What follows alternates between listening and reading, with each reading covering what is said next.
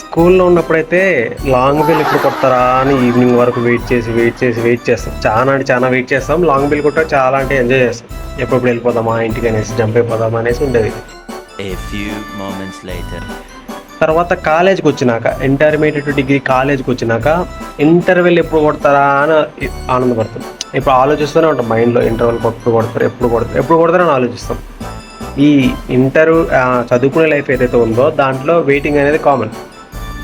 ఆ తర్వాత లైఫ్ ఏదైతే ఉంటుందో అబౌవ్ 22, 23 అట్లా వాళ్ళ లైఫ్ ఎట్లా ఉంటుంది అంటే, 1000 years later. కార్పొరేట్ లైఫ్లో ఏదో ఒక కార్పొరేట్ కంపెనీలో జాయిన్ అవుతారు.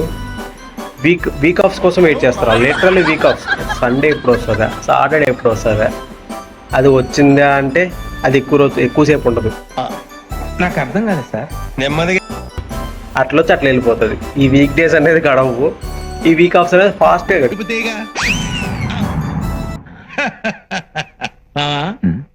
పెళ్లి కూతురు నువ్వు చూసావా? నువ్వు చూడలేదా? లేదు, వచ్చి శర్మని గడిపినట్టుంది కానీ పిల్ల కనపడలా. పోతాయి.